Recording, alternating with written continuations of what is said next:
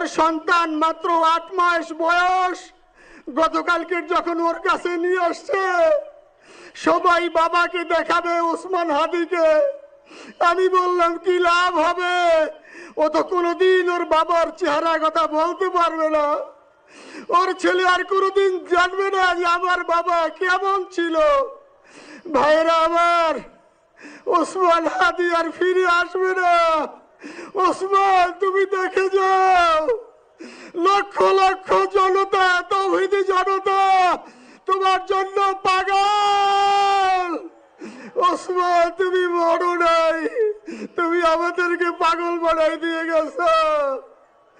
আল্লাহর কাছে আমরা সবাই দোয়া করি, শরীফ শহীদ ওসমান হাদি তিনি স্বাধীনতার সার্বভৌমত্ব রক্ষার জন্য এই বাংলাদেশের 18-20 কোটি মানুষের কাছে একটি মেসেজ দিয়েছিলেন কিভাবে একটি স্বাধীনতার সার্বভৌমত্ব রক্ষা করতে হয়। আজকের বড় পরিতাপের বিষয়, আমার বলার মতো কোনো অবস্থা নেই।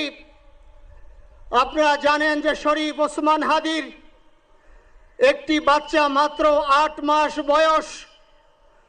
ওর বাচ্চা যখন জন্ম হয়েছে আমাকে বলেছেন, ভাই আমার বাচ্চার জন্য একটি নাম নির্বাচন করেন, যেই নামের মধ্যে বিপ্লবী চেতনা থাকবে।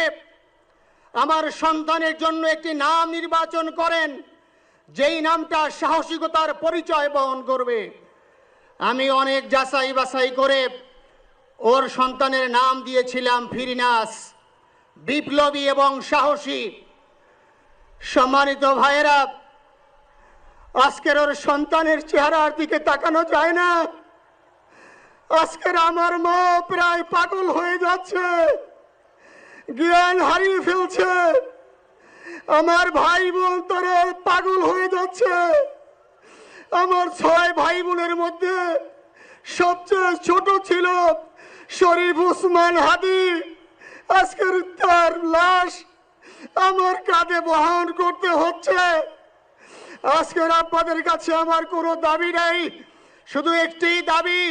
7 থেকে 8 দিন হয়ে গেল দিবালোকে প্রকাশ্যে রাজধানী ঢাকায় জুমার নামাজের পরে খুনি প্রকাশ্যে গুলি করে যদি পার পেয়ে যায়, এর চেয়ে লজ্জার আমাদের আর কিছু নাই। যদি বর্ডার পাস হয়ে যায়, 5 থেকে 7 ঘন্টা সময় তারা কেমন করে গেল, এই প্রশ্ন জাতির কাছে রেখে গেলাম। আমার কোনো চাওয়া পাওয়া নাই। আমার ভাই ওসমান হাদি শহীদ হয়েছে, ওর শহীদি তামান্না ছিল। আপনারা ওর বক্তব্য শুনেছেন, আপনারা শহীদ ওসমান হাদির টক শো শুনেছেন। ও সব সময় শহীদি তামান্না করত। হয়তো আল্লাহ তাআলা ওর শহীদি সেই মত নসিব করে দিয়েছেন। কিন্তু আপনাদের কাছে আমি এই ঋণ কোনোদিন আমি ছাড়ব না। আমার ভাই শরীফ ওসমান হাদির বিচার যেন প্রকাশ্যে এই বাংলার জমিনে আমরা দেখতে পারি।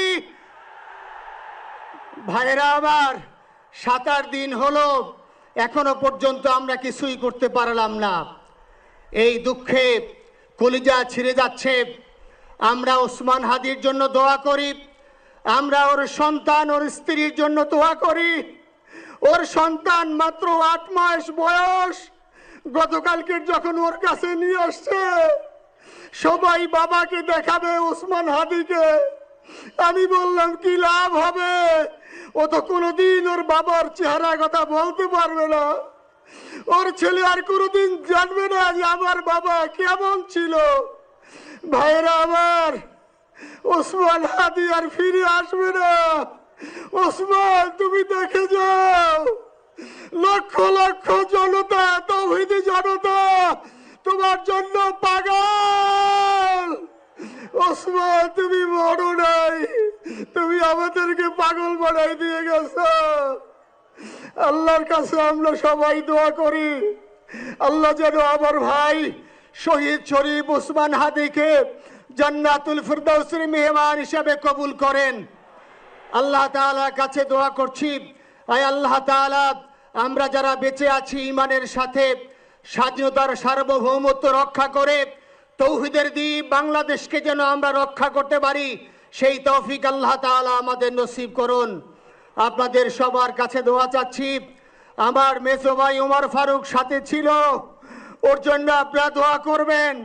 আমার ছোট বোন মাসুমা অ্যাবনর্মাল হয়ে গেছে, তাকে চিকিৎসা করাচ্ছি, ডাক্তাররা বলছে অনেক বেশি সমস্যা। আমাদের পরিবারের জন্য একটু দোয়া করবেন। আমাদের আর কোনো চাওয়া পাওয়া নাই।